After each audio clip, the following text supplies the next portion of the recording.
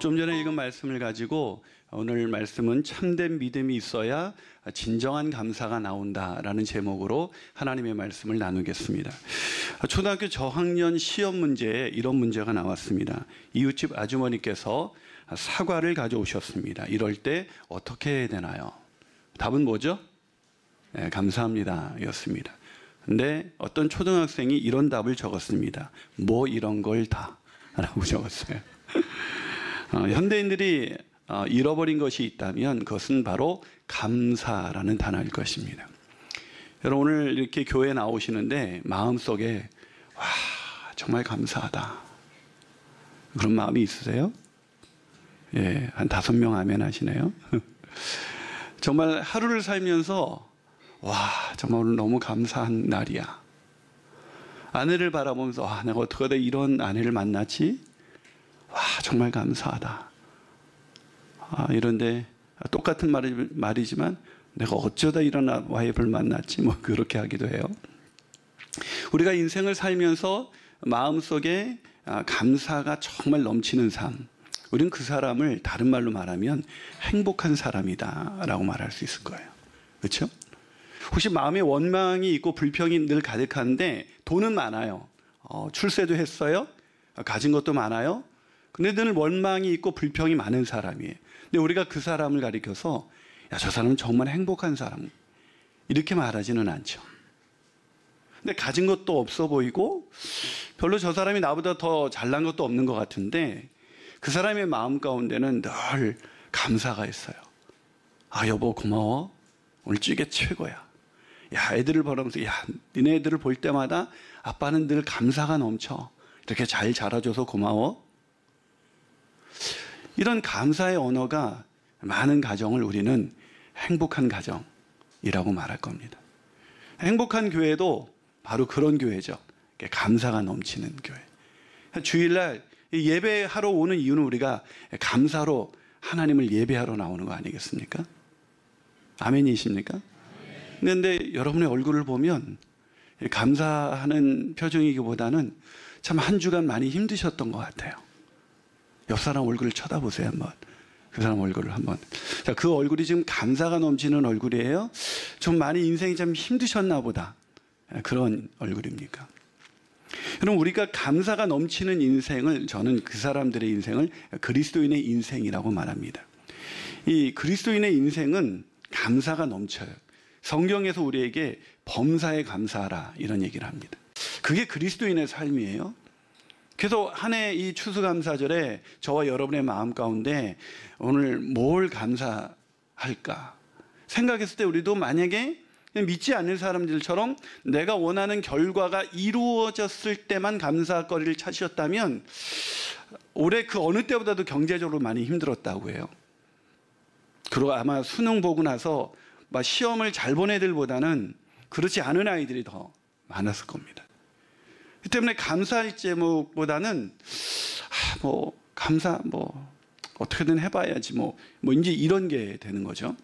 왜 우리가 감사를 잃어버리고 사는 것일까? 감사한 사람의 이 행복의 또 다른 이름은 감사예요.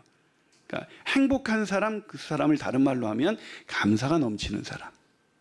근데 왜 우리에게 감사가 없는 것일까?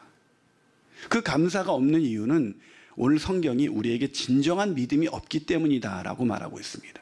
진정한 감사는 진정한 믿음에서 나오는 것입니다. 참된 이 세상 사람들은 이 감사거리가 많지 않아요. 그 이유는 자기가 원하는 대로 일이 안 돼서가 아니라 그들 마음 가운데 하나님을 믿는 믿음이 없기 때문입니다.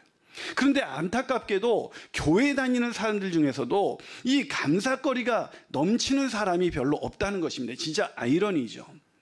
이 그리스도인의 특징은 항상 감사하고 늘 기뻐하고 이 표정을 보면 그 사람들이 와, 저 사람은 뭐가 이렇게 좋지? 뭐가 저렇게 행복하지? 그걸 보고 행복에 대한 이유를 물을 때 그건 말이지 내 안에 그리스도께서 계시기 때문이야. 아멘이십니까? 그게 바로 그리스도인입니다. 그런데 왜 오늘날 우리에게 감사가 없는 것일까요? 왜 우리는 진정한 감사를 드리지 못하는 것일까? 그것은 우리에게 진정한 믿음이 없기 때문입니다. 그럼 우리가 어떻게 진정한 믿음을 가질 수가 있을까요? 첫 번째로 진정한 믿음, 참된 믿음을 갖기 위해서는 제한된 믿음에서 벗어나야 합니다. 뭐라고요? 믿음은 믿음인데 제한된 믿음을 갖고 있어요. 여러분, 참된 믿음이 있으면 늘 감사하게 돼 있습니다. 근데 이 참된 믿음을 방해하는 방해꾼이 있는데요, 그건 불신이 아니라, 이 불신도 우리의 참된 믿음을 방해하지만 우리가 참된 믿음을 갖지 못하게 하는 아주 교묘한 방해꾼이 있는데, 그 방해꾼이 바로 제한된 믿음입니다. 이 제한된 믿음은 뭐냐면, 내가 원하는 것을 얻기 위해서 하나님을 믿어드리는 겁니다. 예를 들면 내가 병 고침을 얻기 위해서 하나님을 내가 믿습니다. 나를 고쳐주십시오. 이번 사업이 잘 되게 위해서 하나님 내가 믿습니다. 사업이 잘 되게 해주십시오. 하나님 내가 믿습니다. 우리 자녀들이 잘 되게 해주세요. 이게 이제 제한된 믿음입니다. 오늘 본문에 그 제한된 믿음을 가진 9명의 문둥병자가 나옵니다. 이게 되게 유명한 이야기입니다. 열병의 문둥병 환자가 있었는데, 이 사람들이 예수님께 나가서 불쌍히 여겨달라고 하니까 예수님이 가서 제사장들에게 보이라 그랬더니 몸이 고침을 받았는데, 이 9명은 고치고 주님께 안 돌아오고 1명만 돌아와서 감사하고 나머지는 안 했다. 그래서 이 본문을 가지고 막 감사절에 여러분 감사 헌금 하십시오. 그 9은 어디 있느냐 막 이러면서 막 되게 혼나면서, 내가 9 아닌가, 9이 안 되려고 이제 한 명이 되려고 막 헌금 막 이제 하고 막 이러지 않습니까? 이건 그런 본문이 아니에요. 이 오늘 본문에서 이 9명은 굉장한 믿음의 소유자이들입니다. 자, 오늘 본문 12절과 이 13절을 한번 같이 읽어볼까요? 자, 12절과 13절 여러분 한 목소리로 한번 읽어주시겠습니까? 시작. 한 마을에 들어가시니 나병 환자 10명이 예수를 만나 멀리 서서 소리를 높여 이르되 예수 선생님이여 우리를 불쌍히. 자, 뭐라고 말하고 있어요? 우리를 불쌍히 여기달라. 무슨 말입니까? 우리의 문둥병을 좀 고쳐주세요 라는 것입니다. 근데 이 믿음이 별것 아닌 믿음 같지만 이거는 굉장한 믿음입니다. 왜냐하면요, 그 당시 문둥병은 하나님께 저주받은 병이었습니다. 그렇기 때문에 이 문둥병자는요, 늘 옷을 찢고 다녀야 됐고요. 그리고 머리를 완전히 풀어 헤친 상태에서 다녀서 멀리서 봐도 저 사람이 저주받은 인생이구나 라는 걸 알아채리도록, 다시 말해서 문둥병자인 것을 알아채리도록, 그래서 사람이 근처에 갈 수 없도록 이렇게 미연에 방지하도록 옷을 찢고 머리를 풀어 헤치고 막 이러고 이렇게 다녔습니다. 그런데도 사람이 이렇게 지나오면, 이렇게 나한테 이렇게 좀 가까이 오면 그 사람은 뭐라고 외쳐야 되냐면, 내 가슴을 치면서 나는 부정한 사람입니다. 나는 부정한 사람입니다. 이렇게 외쳐야만 했습니다. 굉장히 저주받은 병이죠. 근데 이 문제들을 해결을 받기 위해서 지금 예수님께 나온 것입니다. 그래서 예수님이 이들의 문제를 해결받기 위해서 예수님께 나오자 예수님이 뭐라고 시험하셨습니까? 예수님이 제사장들에게 가서 너희들의 몸을 보여라. 이건 여러분 굉장히 위험한 것입니다. 문둥병자는 저주받은 병이기 때문에 사람과 접촉하면 안 됩니다. 근데 특히 문둥병자 환자가 고침을 받지 않은 상태에서 제사장에게 가면 어떻게 돼요? 돌 맞아 죽습니다. 그 자리에서 돌을 쳐서 죽여도 할 말이 없는 것입니다. 근데 지금 그렇게 하라는 겁니다. 지금 병이 가라고 했을 때 고쳐준 다음에 이제 고쳐졌으니까 가라고 하셨어요? 아직 안 고쳐졌는데 가라 그랬어요. 안 고쳐졌는데 가라 그랬습니다.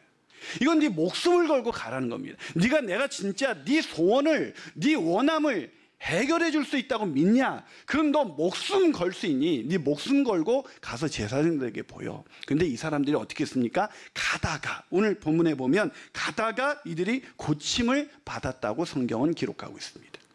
무슨 말입니까? 이들은 목숨을 건 믿음이 있었습니다. 우리도 하나님께 뭐 원하다가 막 기도하는데 뭐 원합니다 이렇게 몇 가지 기도하다가 안 되면 말지만, 이 사람들은 목숨을 걸고 이건 내가 반드시 얻어야겠다라는 그 간절한 믿음이 있었던 것입니다. 이 믿음이 있었지만 이들은 이 믿음이 이들을 감사가 넘치는 인생을 살게 하지는 못했다는 것입니다. 왜요? 그 고침을 받았지만 돌아오지 않았습니다. 사랑하는 여러분, 우리는 뭔가 내가 원하는 게 해결되면 감사가 넘치는 인생을 살 것 같지만, 내가 원하는 것이 해결돼도 감사가 넘치는 인생을 살 수 없습니다. 왜냐고요? 여러분, 제가 예를 들어드리죠. 혹시 작년에 내가 원하는 것을 이룬 사람, 내가 원하는 뭐 백을 샀다든지, 내가 원하는 뭐 심지어 뭐 차를 샀다든지, 내가 원하는 어떤 거를 샀는데 막 그때 너무 기뻤을 거예요. 너무 막 감사했을 거예요. 근데 지금도 혹시 작년에 산 백 때문에 지금도 막 맬 때마다 막 감사가 넘치고, 와, 이 백을 내가 어떻게 메고 다니지? 하나님 감사해요. 막 그러시고 다니세요? 지금 매는 백은 백이 아니에요. 이건 그냥 뭡니까? 그냥 이 봉다리하고 쓸모없는 그런 게 돼버리는 거죠. 내가 원하는 것을 이뤘다고 해서 감사가 넘치는 인생 절대 할 수 없습니다. 그래서 이 제한된 믿음으로 우리가 하나님께 원하는 걸 얻을 수 있지만 그 얻는 것 때문에 우리가 감사하는 인생을 살아갈 수는 없다는 것입니다. 사랑하는 여러분, 감사하는 인생을 살기 원하십니까? 그렇다면 내가 원하는 것을 얻기 위해서만 주님을 믿는 그 믿음에서 벗어나야 합니다.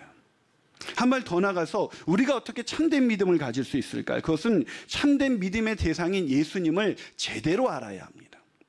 이 제한된 믿음은 포인트가 어디 있습니까? 초점이 나에게 있습니다. 내가 원하는 것 얻기 위해서 예수님을 믿어 드리는 것입니다. 근데 진정한 믿음은 예수님이 누구이신지를 제대로 알고 믿는 믿음입니다. 자, 이 필리비안 씨가 내가 알지 못했던 예수라는 책에서 이런 얘기를 합니다. 예수를 찾는 사람들은 흔히 주관적인 견해를 벗어나지 못한다. 무슨 얘기입니까? 사람들이 예수를 믿긴 믿는데 자기들의 주관적인 생각을 가지고 예수님을 믿는다는 것입니다. 다시 말해서 성경이 계시한 예수가 아니라 내가 바라보는 예수, 내가 믿고 싶은 예수를 그려놓고 그 예수를 안다라고 생각하는 것이죠. 저와 여러분에겐 예수님은 어떤 분이십니까? 자, 오늘 본문 이 9명의 사람들에게 예수님은 어떤 사람이었을까요? 어떤 분이었을까요? 자, 본문 이 12절 13절 다시 한번 읽어보겠습니다. 자, 읽습니다. 시작. 한 마을에 들어가시니 소리 높여 이르되 예수 선생님이여 우리를, 예수님을 뭐라고 부르고 있습니까? 선생님이요. 선생님. 여러분, 예수님이 선생님이에요? 많은 사람들이 예수님을, 세상 사람들도요, 예수님을 압니다. 예수님을 어떻게 알아요? 4대 성인 중에 한 사람으로 압니다. 근데 이 사람이 예수님을 선생이라고 불렀습니다. 즉, 이들에게 예수는 뭔가 사람을 이게 고칠 수 없는 질병을 고칠 수 있는 그런 위대한 능력을 가진 인간이었다는 것입니다.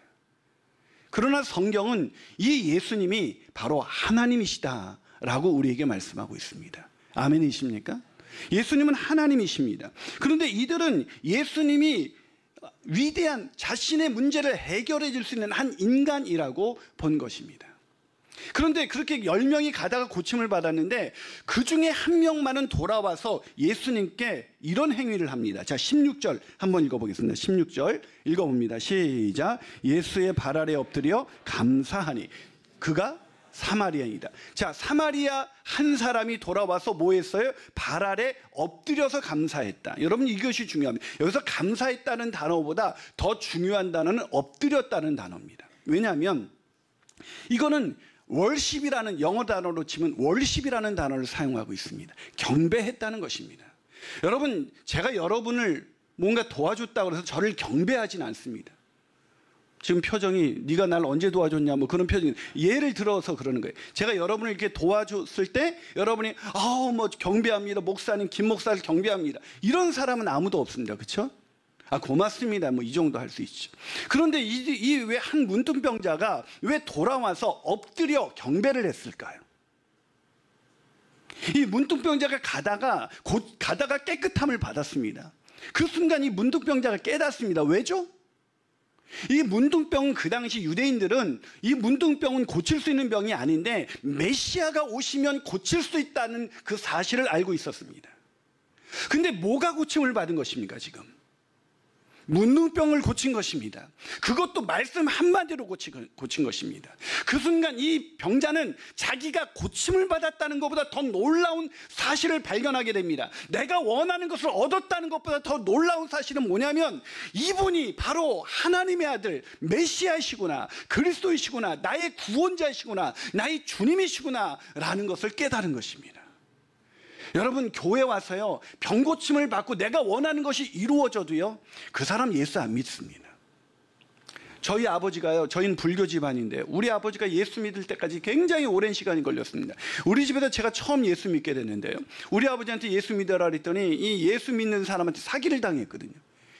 그 당시 여의도 순복음교회에서 우리 아버님이 택시를 하셨었는데, 이 택시를 하시면서 정말 그 알뜰하게 모으셔서 꽤 이제 돈을 좀 모으셨습니다. 돈을 좀 모았다지만 엄청난 부자는 아니고, 이렇게 그래도 뭔가 우리가 이제 집을 좀 뭔가 장만할 만한 그런 돈을 모은 겁니다. 근데 아버님 친구 그 후배 중에 그 여의도 순복음교회 가서 이게 암에 걸려가지고 여의도 순복음교회 가서 조용기 목사님한테 이게 나음을 얻은 거예요. 이 치유 역사가 일어난 겁니다.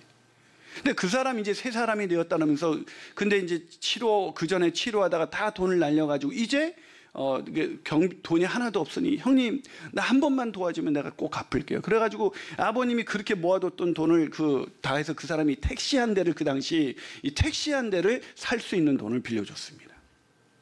근데 가지고 튀어버리셨어요. 암이 고쳐졌는데 그 마음은 안 고쳐진 겁니다. 여러분, 우리는 하나님을 믿는 이유가 내가 원하는 것을 얻기 위해서 믿는데, 그거는 제한된 믿음입니다. 그건 진짜 믿음이 아닙니다. 오늘날 교회에 그런 사람이 가득히 있습니다. 그래서 자기가 원하는 것이 이루어지면 할렐루야고, 자기가 원하는 것이 안 되면 놀렐루야, 할렐루야와 놀렐루야를 막 왔다 갔다 하면서 막 그렇게 살아가. 항상 기뻐하라, 범사에 감사하라. 이건 성경에만 있는 구절이지 이 구절을 살아가는 그리스도인이 없다고요. 왜 그렇게 되었습니까?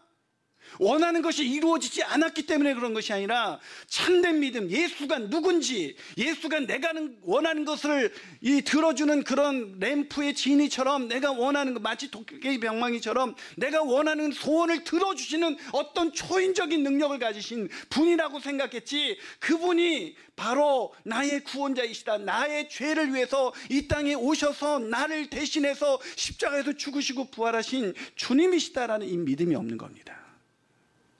근데 이 사람은 문둥병이 고쳐는 순간 자기가 고침을 받았다는 그 문둥병보다 이분이 메시아이시구나, 그걸 깨닫는 순간 이분은 집에 가서 여보 내가 고침받았어, 이제 됐어, 이거를 하는 것보다 더 중요한 건 돌아와서 그분 앞에 엎드려 경배하는 것이었습니다.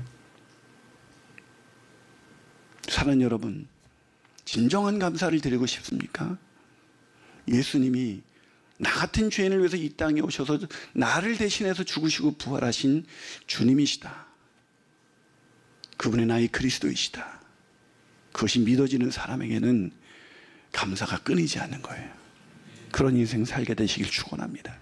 마지막으로 어떻게 우리가 참된 믿음을 가질 수 있을까요? 그것은 잘못된 삶의 목적을 버리고 회개해야 합니다. 뭐라고요? 잘못된 삶의 목적, 그걸 버리고 회개해야 돼요. 여러분, 잘못된 삶의 목적을 버린다는 건 뭐예요? 우리는 삶의 목적이 뭐예요? 내가 원하는 것을 이루어서 내가 영광 받는 것입니다. 그건 잘못된 삶의 목적입니다. 우리는 하나님의 영광을 위해서 지음을 받았습니다. 그래서 우리가 언제 제일 행복하냐면 하나님의 영광을 위해서 살 때 가장 행복합니다. 아멘이십니까? 그런데 누가 가장 불행하냐면 그 하나님의 영광을 떠나서 내 영광을 위해서 살아갈 때, 내 영광을 위해서 살아야 되니까 부와 명예와 권력이 필요한 것입니다. 그래서 이걸 가지려고 막 애쓰는데 이게 잘 안 됩니다. 그게 안 주어지니까 너무 힘들고, 안 되면 초라해서 무너지고, 순간 잘 되면 교만해서 무너지는 게 인생입니다. 인생은 돈을 벌든지 안 벌든지 자기 영광을 위해서 사는 모든 인생은 망하게 돼 있습니다.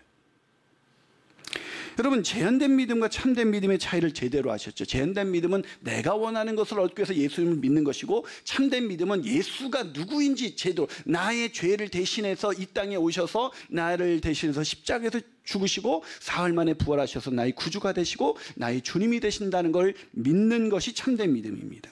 근데 이상한 게 있어요. 참된 믿음을 가진 수많은 그리스도인들이 있다고 하는데 그들에게 감사와 기쁨이 없습니다. 왜요? 지금도 그리스도인들의 기도는 뭐냐면 맨날 주시옵소서 주시옵소서 기도입니다. 그래서 한 종교 기자가 이 기독교와 불교와 이걸 다 해봤는데 이게 굳이 다른 걸 믿을 필요가 없다는 거예요. 왜냐하면 똑같다는 거예요. 기독교인이나 불교인이나 다 뭘 원해요? 주시옵소서 주시옵소서.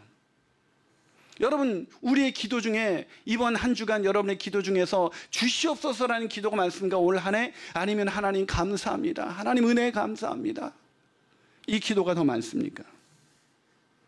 여러분, 왜 우리가 아직도 이 제한된 믿음에서 벗어나지 못하냐? 아까 그 한 명의 문둥병자는 왜 주님을 알고 돌아왔는가? 자기가 그 문둥병을 고친 것보다 자기의 죄의 문제를 해결한 것이 그에겐 더 놀라운 기쁨이었기 때문인 것입니다.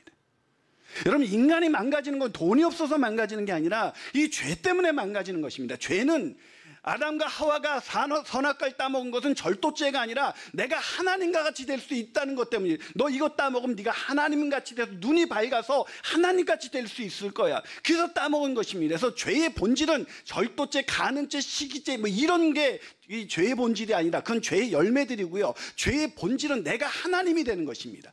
내가 하나님이 된다는 건 내가 주인이 되어서 사는 것입니다. 내가 원하는 대로 살고자 하는 욕망 속에서 그 내가 원하는 대로 살아서 내가 영광 받는 것, 그게 죄의 본질입니다. 그래서 그리스도인이 됐는가 안 됐는가는 뭐로 알 수 있느냐? 그가 입술로 죄를 고백했느냐가 아니라 그가 진짜 인생의 목적이 바뀌었느냐? 내 영광을 위해서 살던 사람이 거기에서 돌이켜서 하나님의 영광을 위해서 사는 것, 그걸 우리는 회개라고 부르는 것입니다.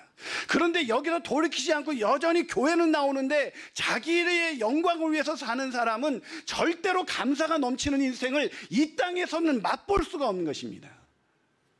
그런데 하나님의 영광을 위해서 사는 사람, 하나님이 주인 돼서 사는 사람은 삶의 모든 영역에서 나의 주인 되신 하나님이, 심지어 고난 가운데서도 나의 주인 되신 하나님의 영광을 위해서 사는 사람은 그 고난이 해석이 되는 것이고요, 그 고난이 의미가 있는 것이고, 오히려 그 고난이 나에게 유익하다라고 고백할 수 있는 것이고요, 그 고난 중에서 오히려 더 넘치는 감사를 드릴 수가 있는 것입니다.